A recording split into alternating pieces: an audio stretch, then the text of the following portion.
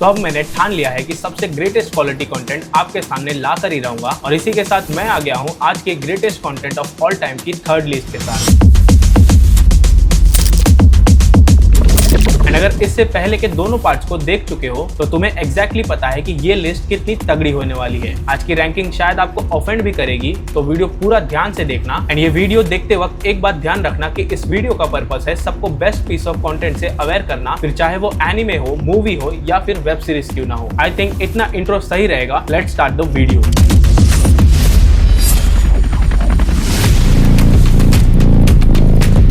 Number 10 पे है 8 Oscar winner movie जिसके 2 पार्ट्स आ चुके हैं एंड वो बेस्ड है दुनिया की सबसे बेस्ट साईफाई नॉवेल पे जिसका नाम है ड्यून। फ्रैंक हर्बर्ट की नॉवेल को स्टार वॉर्स, स्टार ट्रेक और बहुत सारी scifi movies as an inspiration लेती हैं। स्टोरी है पॉल आर्ट्रिड्स की जिसकी रॉयल फैमिली को प्लेनेट अराकिस का कंट्रोल मिलता है जो इकलौता सोर्स है वैल्यूएबल सब्सटेंस स्पाइस का। एंड फिर शुरू होता है पॉलिटिक्स, बिट्रेयल और वॉर का डेंजरस गेम। मुझे जो इसमें मास्टरपीस लेवल शिट लगी वो है इसका मैसिव वर्ल्ड बिल्डिंग जिसके सामने हमारे कैरेक्टर कितने छोटे हैं एंड इससे पता चलता है कि ये स्टोरी कितनी डीपली रूटेड है इसके वर्ल्ड में। मूवी भले याद रहे या ना रहे बट इसे देखने का थिएट्रिकल एक्सपीरियंस आपको जरूर याद रह जाता है। और एक बात, इसमें की गई एक्टिंग काफी तगड़ी है, फिर चाहे वो मेन कैरेक्टर का रोल हो या फिर साइड कैरेक्टर्स की। एंड हाँ, हांस जिमर का बैकग्राउंड म्यूजिक आपको इसका ग्रैंड स्केल महसूस कराएगा। जिन्होंने इसका नॉवेल पढ़ा है वो कंप्लेन करते हैं कि इसे फुल जस्टिस नहीं दिया गया है, but I think they pulled this in an epic way. And मैं तो कहूंगा ऐसा कंटेंट देखने का अलग ही मजा है। अगर आपने मिस किया है तो प्लीज इसे जरूर देखना।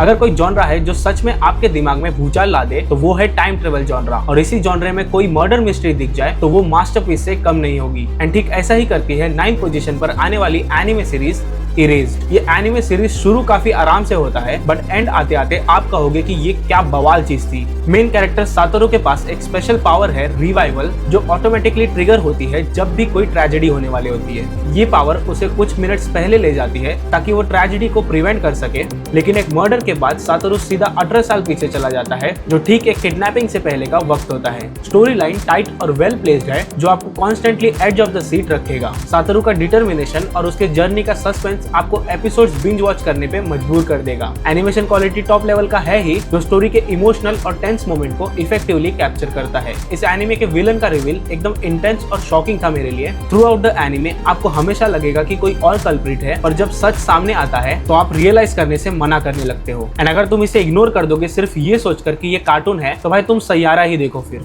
नंबर 8 पर जो मूवी है उसे मैंने रिसेंटली डिस्कवर किया एंड इसने तो मेरे दिमाग के चीथड़े उड़ा दिए क्योंकि ये मूवी इतनी डार्क और कल्ट क्लासिक बन चुकी है कि आज भी लोग इसके 3 minute no cut hallway action sequence से इंस्पिरेशन लेते हैं। पॉप कल्चर वर्ल्ड में ये मूवी एक ग्रेटेस्ट रिवेंज फिल्म की तरह देखी जाती है एंड इसे कांस फेस्टिवल में दुनिया का 2nd highest award grand pics भी मिला हुआ है। एंड उस कोरियन मूवी का नाम है ओल्ड बॉय। इमेजिन करो कि तुम्हें किसी ने 4 दीवारों के बीच बंद कर दिया है और वो तुम्हें बस जिंदा रखना चाहता है, वो भी 15 साल तक। एंड उसके बाद तुम्हें बस यूं ही छोड़ दिया जाता है ताकि तुम पता लगाओ कि किसने तुम्हें कैप्चर किया था एंड उसके साथ साथ कई सारे सवालों के जवाब भी। मैंने जानबूझकर मेन कहानी आपको नहीं बताई क्योंकि इससे थोड़ा सा भी स्पॉइल किया तो मजा नहीं आएगा आपको। न्यू जनरेशन को शायद ये मूवी ओल्ड लगे बट प्लीज इस मूवी को एंड तक देखना बिकॉज मुझे आपसे जानना है कि इस कहानी में सही कौन था और गलत कौन था। एक्टिंग, एक्शन, डायरेक्शन, राइटिंग सब कुछ इस मूवी का ऑन पॉइंट था, खासकर इसका एंड रिवील। ओल्ड बॉय सिर्फ एक फिल्म नहीं, एक साइकोलॉजिकल रोलर कोस्टर है जो तुम्हारे पेशेंस और सोचने की कैपेसिटी दोनों का टेस्ट करेगा। एक वेब सीरीज जिसने इंडियन सिनेमा को क्राइम थ्रिलर जॉनरा में इतना आगे लाकर खड़ा कर दिया कि लोग शॉक थे कि ये पक्का इंडिया से ही है ना। असुर पहली वेब सीरीज है जिसने इंडियन माइथोलॉजी को क्राइम थ्रिलर के साथ जोड़कर दिखाया था एंड जब इसका पहला सीजन आया था मैं तो उसे देखकर पूरा सोच में पड़ गया कि ये सब तो लॉजिकली करेक्ट है एंड कहीं ऐसा ही तो नहीं हो रहा है आज के कलयुग में। कहानी है एक फोरेंसिक सीबीआई ऑफिसर की प्लेड बाय अरशद वारसी जो एक सीरियल किलर केस में लग जाते हैं जिसका किलर खुद को कली यानी असुर का रूप बताता है। इसकी राइटिंग इतनी स्मार्ट है कि आप हमेशा वंडर करोगे कि आगे क्या होने वाला है। एंड कई सारी वेब सीरीज सीजन 2 में अपना वो मैजिक लूज कर देते हैं बट इसने तो अपने आप को ही बीट कर दिया था। नो डाउट इन्होंने राइटर्स पे पैसे लगाए थे। अरशद वारसी के साथ साथ वरुण सोपती की एक्टिंग भी मुझे पसंद आई थी। और अगर आपने गलती से ये वेब सीरीज अब तक नहीं देखी है तो मुझे पता है कि आप क्या सोच रहे होगे कि ये सच में इतनी अच्छी है क्या। तो तुम्हें बता दो कि ये इतनी अच्छी है कि आप खुद कमेंट में मुझे थैंक यू बोलने वाले हो। जाते जाते कमेंट में एक और चीज बता देना कि असुर जैसा किलर रियल लाइफ में एग्जिस्ट कर सकता है या नहीं।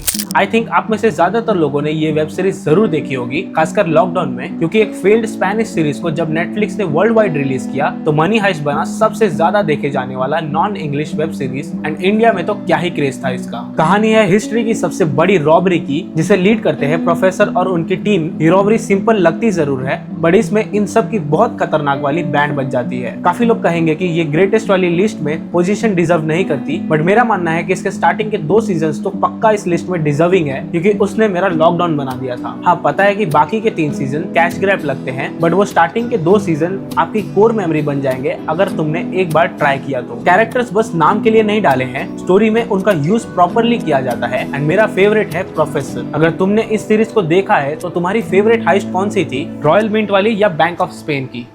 देखो, मैं गेम तो बिल्कुल नहीं खेलता, बट 5th पोजीशन पर एक गेम की एनिमेटेड एडेप्टेशन सीरीज है जिसको एमी अवार्ड भी मिला है 2022 में, एंड उस सीरीज का नाम है आर्केन। ये सीरीज एक गेम का एडेप्टेशन जरूर है, बट इसे देखने के लिए गेम की नॉलेज होना बिल्कुल भी जरूरी नहीं है। स्टोरी है 2 वर्ल्ड की, एक तरफ है पिल्टोवर जहाँ की टेक्नोलॉजी एडवांस हो चुकी है, एंड दूसरी तरफ है जोन जहाँ पॉवर्टी, क्राइम और सर्वाइवल रूल करते हैं। इसी के बीच में फंस जाती है 2 बहनें जिनकी जिंदगी और चॉइसेस पूरी दुनिया को बदल देती है। एनिमेशन को लेकर अगर आप थोड़ा भी स्केप्टिकल हो तो मत होना, क्योंकि मुझे भी स्टार्टिंग में इसके स्टाइल पे डाउट था, बट सीजन 1 के बाद मुझे ये आर्ट स्टाइल काफी अच्छा लगा। एंड हाँ, म्यूजिक के बारे में तो बताना ही भूल गया कि ये सीरीज म्यूजिक के मामले में टॉप पर रहती है, खासकर इमेजिन ड्रैगन्स का ओपनिंग सॉन्ग। आपको इसके वर्ल्ड बिल्डिंग को लेकर कई सारे सवाल आएंगे शुरू में, बट पूरे सीजन 2 के एंड तक देखना, आप खुद सेटिस्फाइड फील करोगे इसके एंडिंग को लेकर। जिंक्स का कैरेक्टर मुझे काफी पसंद आया, और उसकी स्टोरी जिस तरह ट्विस्ट लेती है सेकंड सीजन में, वो देखने के बाद तो मुझे इस सीरीज से प्यार हो गया।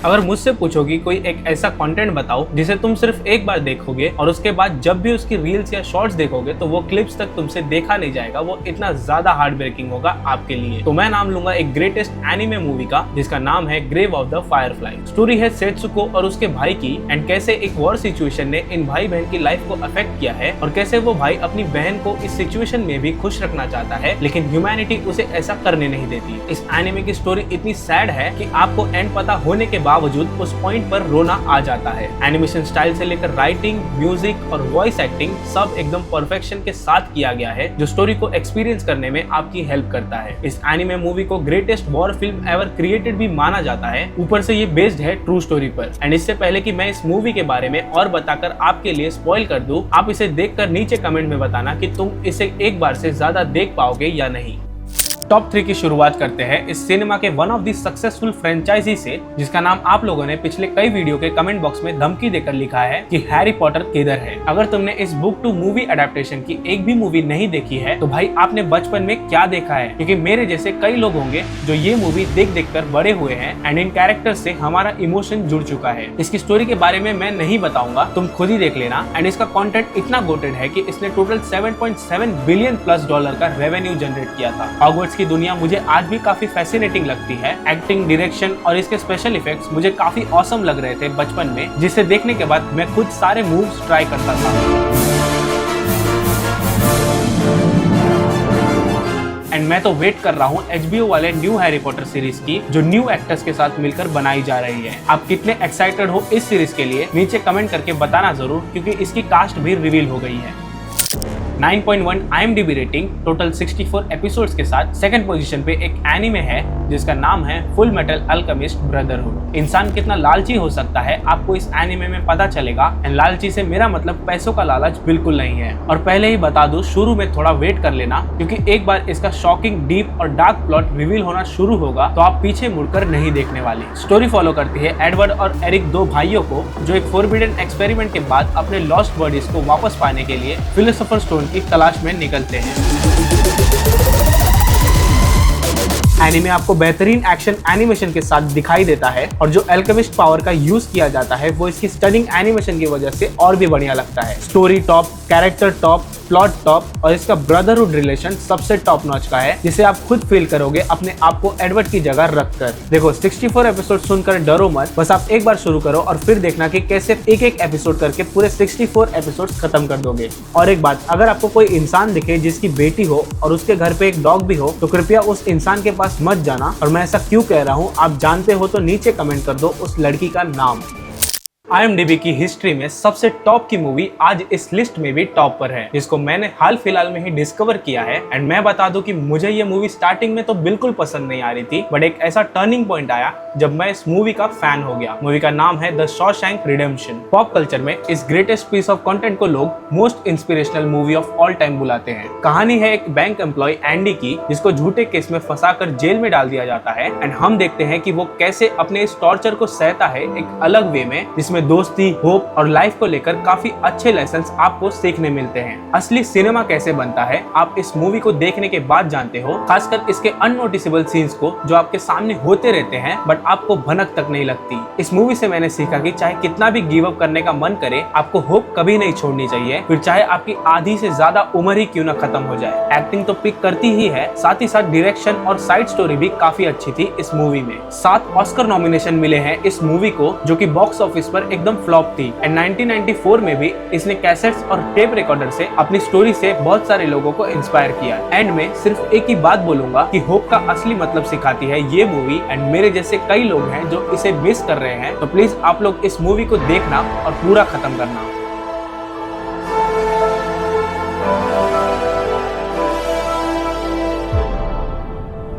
Greatest content of all time के पार्ट 3 में ये थे 10 कंटेंट। इनमें से आपने कितनी देखी है नीचे कमेंट कर देना अपना स्कोर। एंड अगर वीडियो पसंद आई हो तो लाइक कर देना। एंड अब जब फेस रिवील हो ही गया है तो सब्सक्राइब भी कर लो, मुझसे क्या शर्माना। बाकी ये वीडियो अपने फिल्मी दोस्तों को शेयर करना भूलना नहीं। मैं मिलूंगा आपसे एक और न्यू वीडियो में, तब तक के लिए आरिगातो गोजाइमास।